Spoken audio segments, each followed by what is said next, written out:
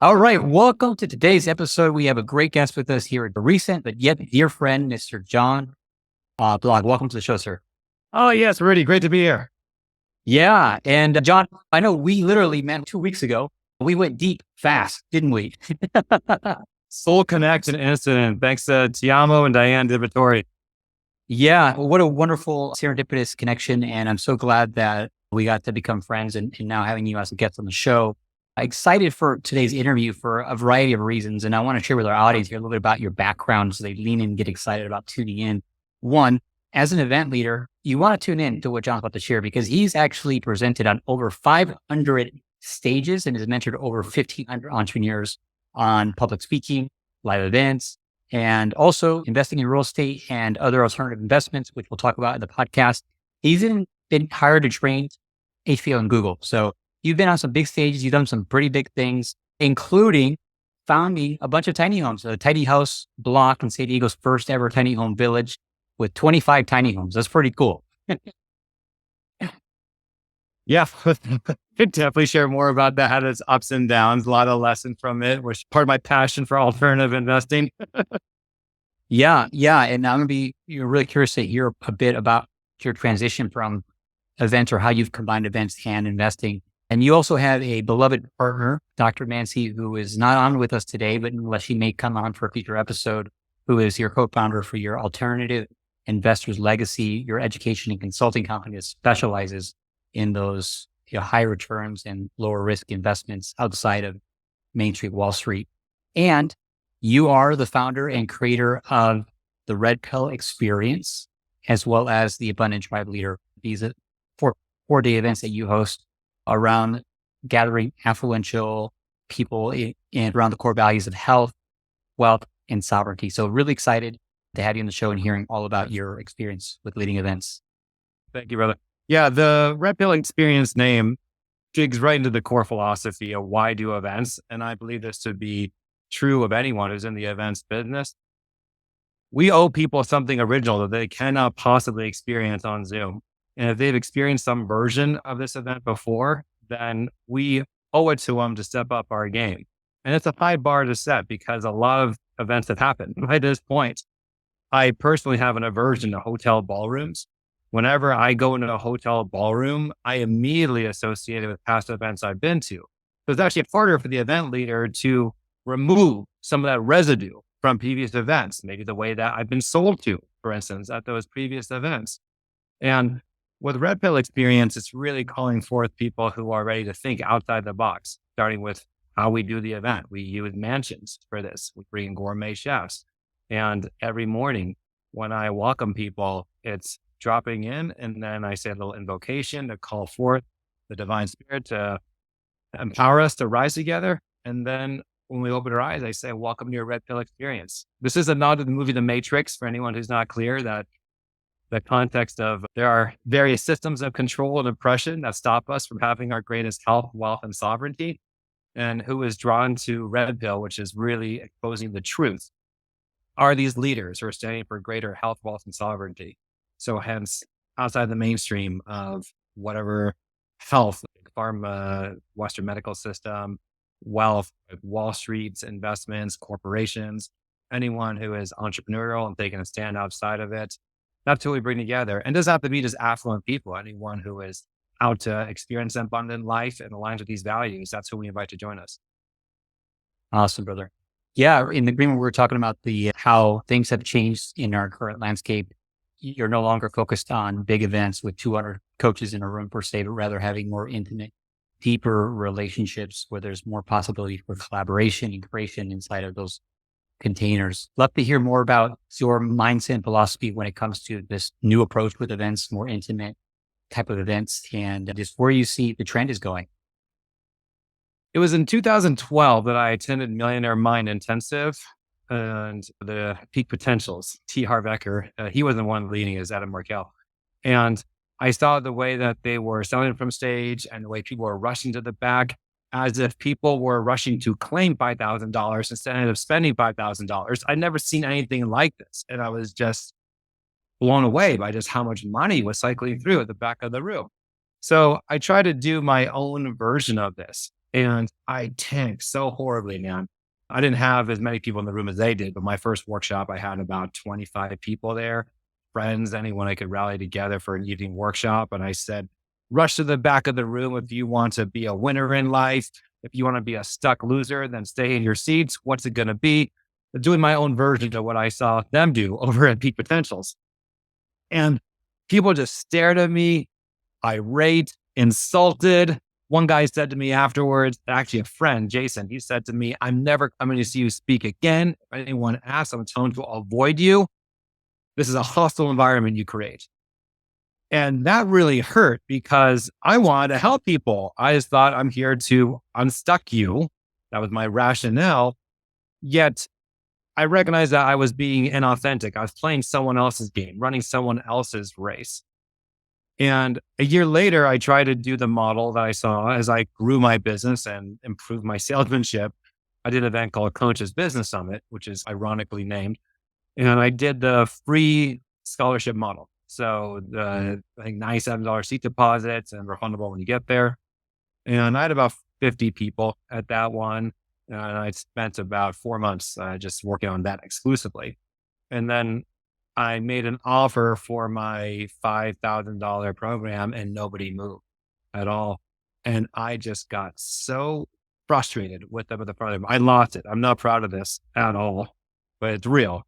I just said, why are you not buying? I want to know. Stone silence. Someone says, eventually, because I keep at it, right? Why are you not buying? Seriously, who will be courageous enough to share and just speak in your truth, right? This is a safe space. And then someone said, I don't see the value. And then I'd be like, why not? It was really bad. I'm cringing as I remember it. And I was married at the time, and my ex-wife, Ronnie, was the one running it. And then I just collapsed in her arms. I said, I think I'm done with this industry. After nobody signed up and we were in the hole, however many, 20,000 or so in the production and having nothing to show for it. I said, I'm done with the coaching industry. And that would have been the case if I really knew what else to do with my life, to be honest. Like nothing has ever lit me up as much as transformation and creating community. Goes back to when I was in high school and I saw all the cliques and the way people just didn't talk to each other. It was like prison only. It was just wasn't by race or gang. It was just these arbitrary lines drawn of like jocks and skaters and math people, theater people.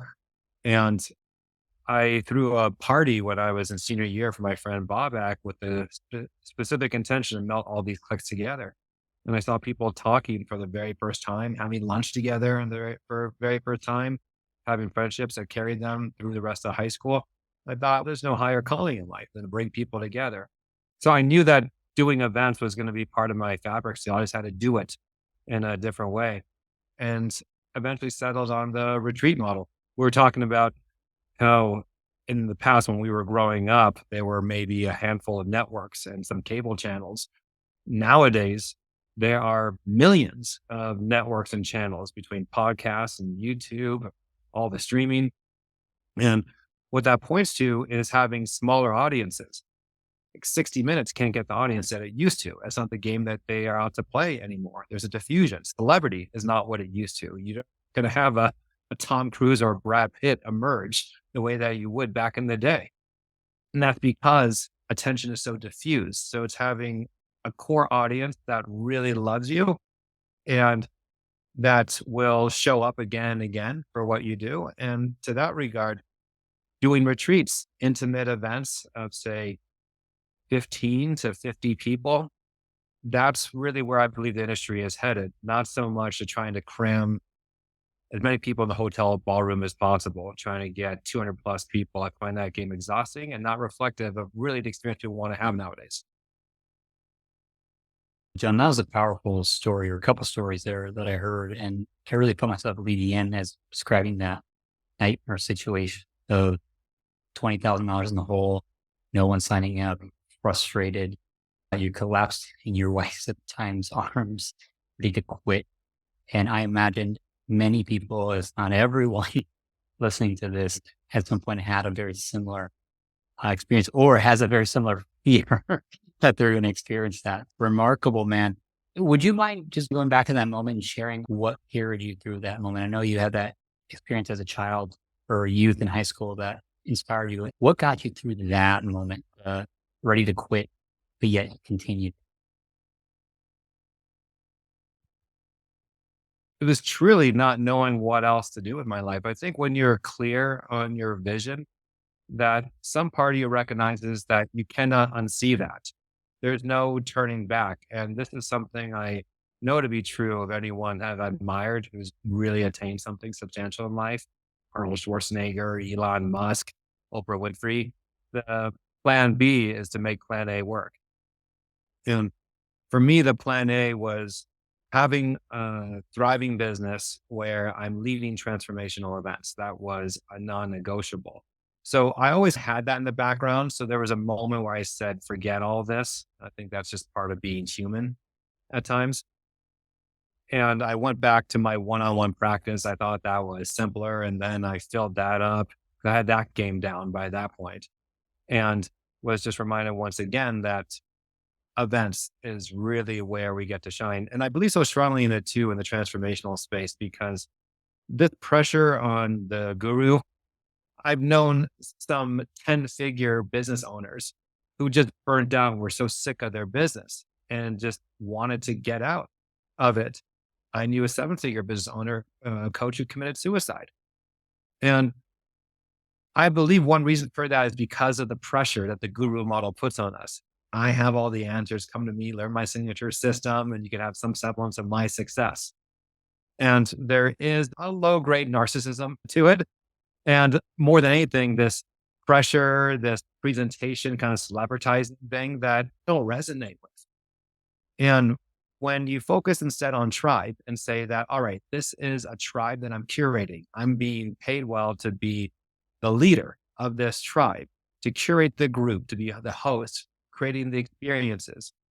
And you're going to make so many amazing relationships inside of this tribe. Everyone is a leader. That to me is true leadership. Leaders create other leaders.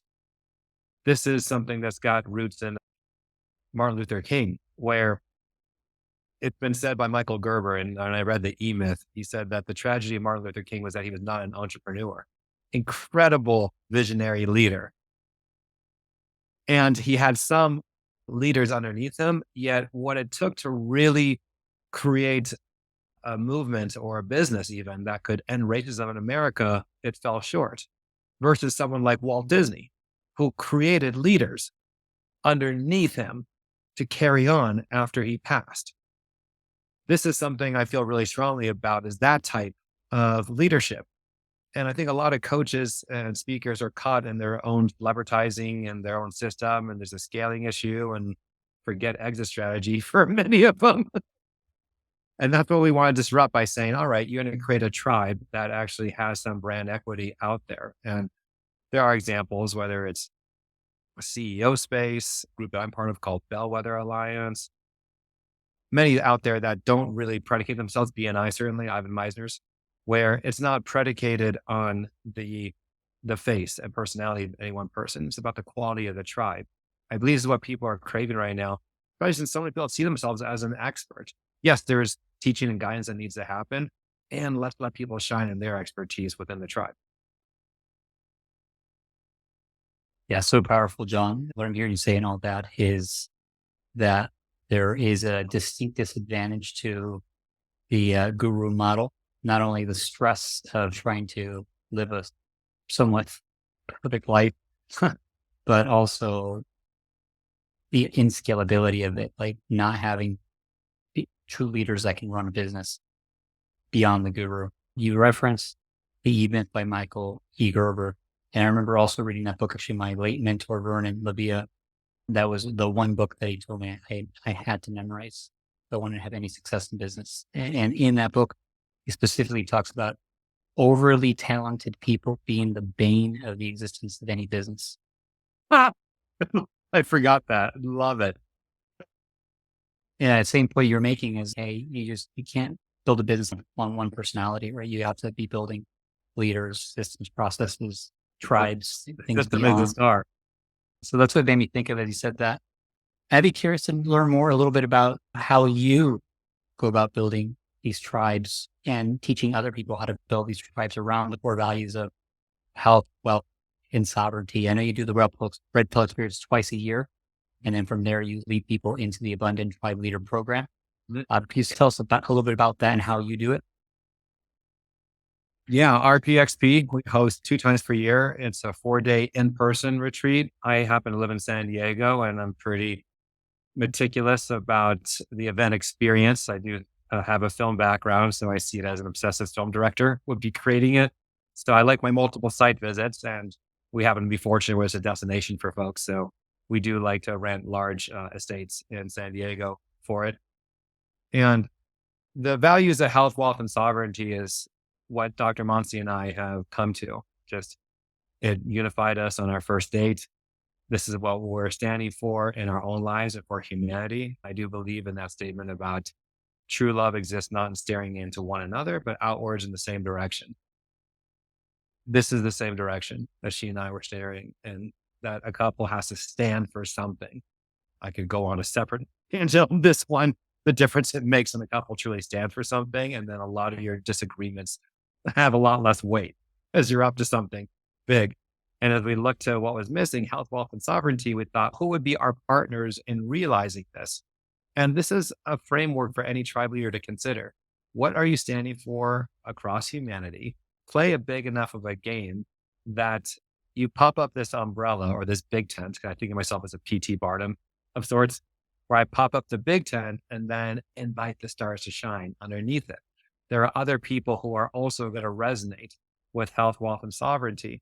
And I was saying to you in the green room that I'm not brilliant the way that Jesse Corin or Jay Forsett, who've been 2 of my mentors, are, where I've seen them just get into the skin of their clients and be able to see through their eyes how to speak to their particular niche. And that to me is a skill that I don't particularly have. And I think a lot of coaches, like I was in the past, are trying to play a game that they're not really well suited for. And this perhaps is more of an artist type thing where this is like a vision I have, an expression. And anyone who's a speaker coach who has a creative background, this is especially for you, where you have a certain vision to put out in the world and you need partners to help you realize that vision. The vision in this case is going to be some flavor of probably awakening humanity. You decide what is your angle at it. So with Red Pill Experience, we're drawn to this concept, which is a little controversial, of that there are systems of control and oppression on our planet, from government to corporations, mass media, and there's interlocking at the highest levels that stop the individual from having the greatest health, wealth, and sovereignty. So it's through entrepreneurship and the limitless power through entrepreneurship and investing as well that we see that we can unlock the potential for people having greater health, wealth, and sovereignty through empowering leaders. So getting back to your question, we have the Abundant Tribe Leader then where folks come in who recognize that they themselves want to lead their own tribes. They align with our values. So we're able to mentor them a lot more effectively than if I had to figure out a niche that I would necessarily be a part of. Like I would go to every one of our clients' retreats first in because we have the same values. And we're able to refer to one another a lot more easily as well. And because we're not playing for like big sold out arenas here, we're talking about retreats, then it doesn't take much to be profitable. And that to me is something, given my past bombing experiences with events, I find to be essential is that you have to be profitable. Is one reason I love your, the name of your show. Having profitable events is essential to give you the affirmation from the universe that you're on the right path. It's not about how much money, but it does have to be sustainable. And this is what encourages you to keep on this path.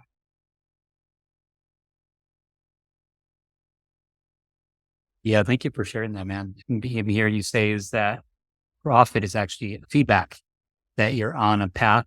That's the right path because it's sustainable. I remember a mentor, who I once heard say, a definition for a business is the ability to consistently deliver value into the market in a sustainable, consistent way, consistent and sustainable. And I think the sustainable is the profit, right? Otherwise, you can't continue to do what you do, at least not fully, right? Without that. Yeah, absolutely. And you got to ask yourself in terms of sustainability, is it sustainable to be doing these hotel ballroom events? My gosh, did they charge a lot of money coming out of COVID? And I'm not blaming them. They took some big hits during COVID. They're trying to make up however they can. I remember doing an event for $6,000. This is actually the event at which I met Monsi. She walked into my ballroom, and this was a year ago. And it was a nice hotel in San Diego, and it was $6,000 for the room rental for 3 days, including the AV. So I was pretty pleased with that. We had about 40 people at that one.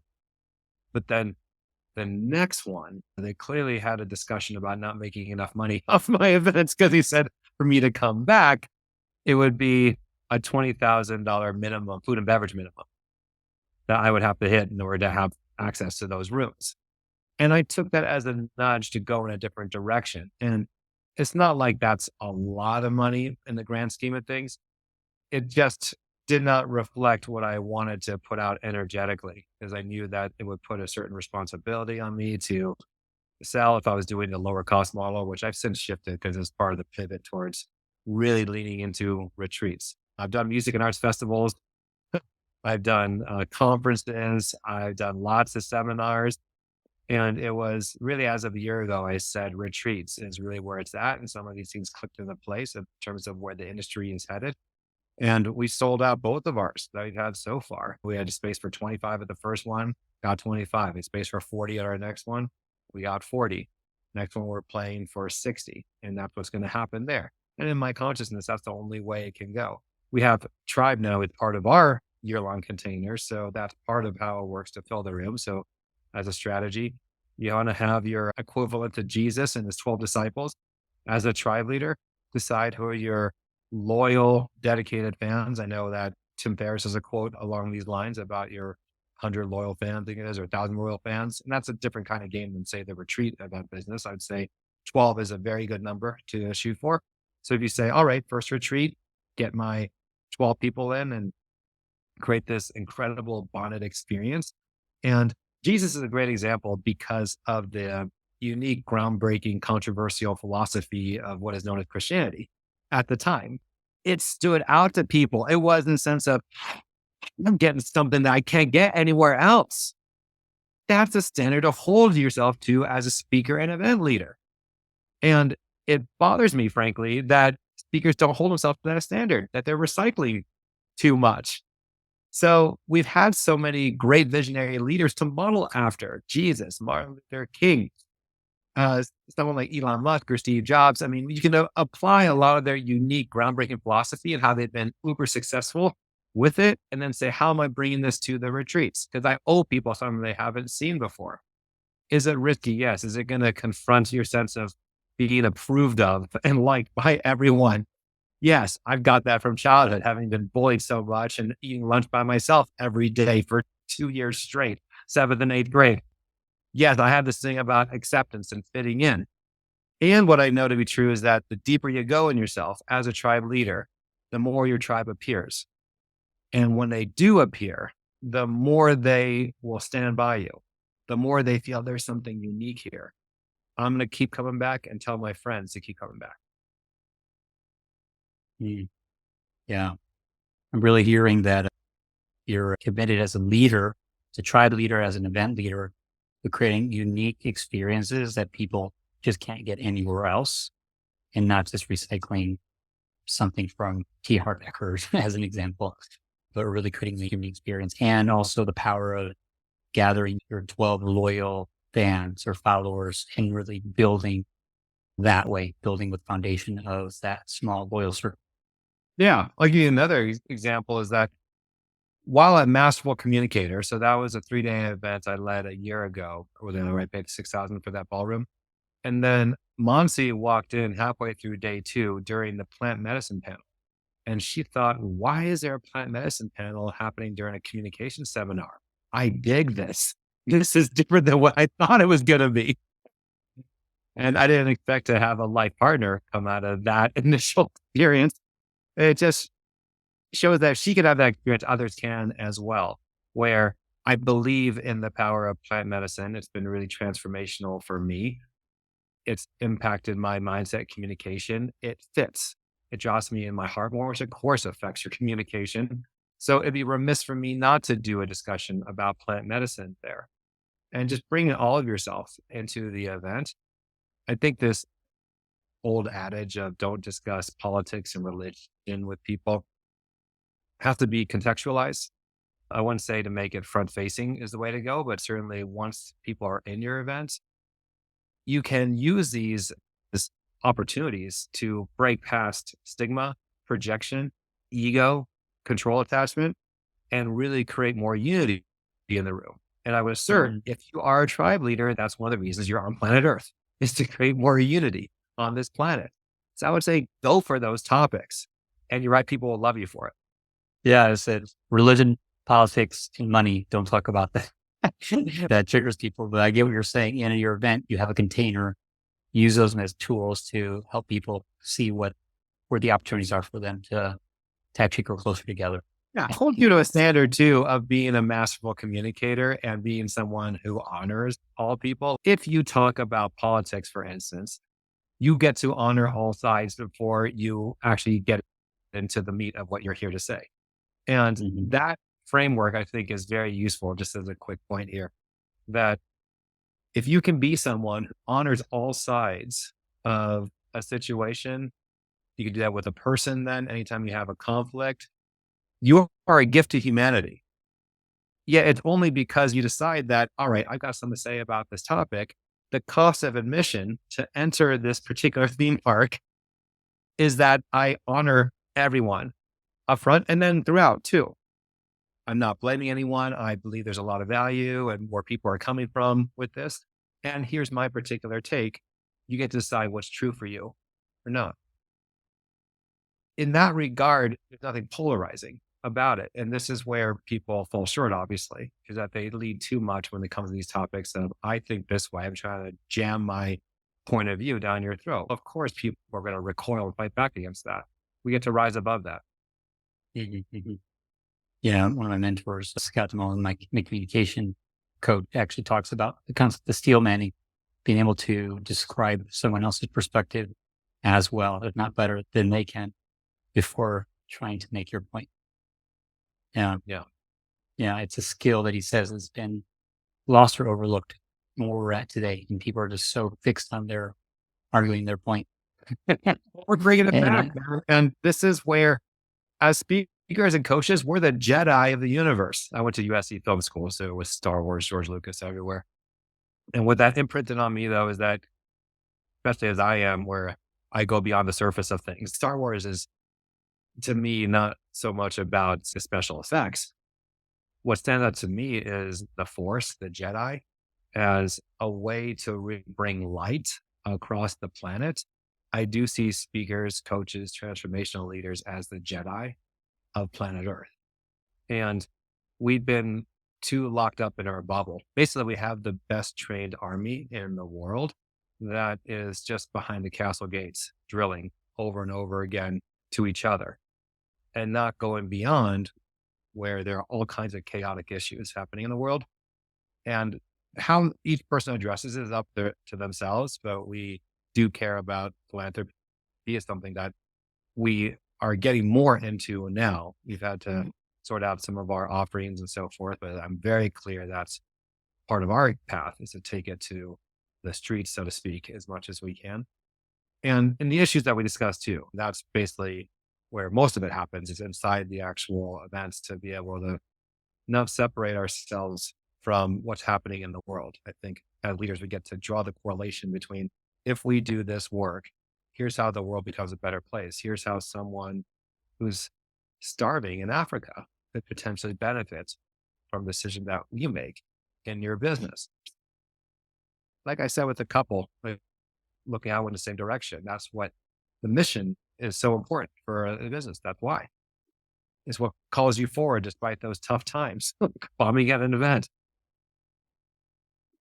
yeah, yeah. Yeah, I appreciate you sharing your higher calling and mission here and coming back to this idea of unifying people and unifying the world's nights here. That's your call to arms as a leader and as a tribe leader to bring people together. And we already have enough separation. We already have enough duality in the world. And it's this work that that actually can bring people together, bring peace. So Thank you, brother. John, it's been a wonderful interview. As we wrap up here, I know you have a gift for our audience. Do you want to share that with us at this time? Yes, this is something I created for the audience here. Thanks so much for listening and being with us up until now. And I'd love to continue the conversation with you. So we have an abundant tribe leader roadmap, which will take you step by step in how to become an abundant tribe leader. It's something we put a lot of work into creating, and it's our gift to you. You just text this number 26786, 26786, and you're text the word tribe to that number. So text tribe to 26786 and you'll receive that right away. We do have the Red Pill Experience retreats happening twice per year. So if you're curious about that, you can go to rpxbretreat.com. There's a nice video there you can check out. We also have abundanttribeleader.com, which talks about the program overall.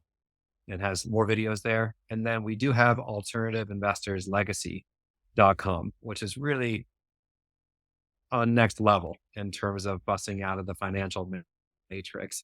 And people can really radically alter the trajectory of their financial future and their lives ultimately by deciding what they do with the funds that they have available.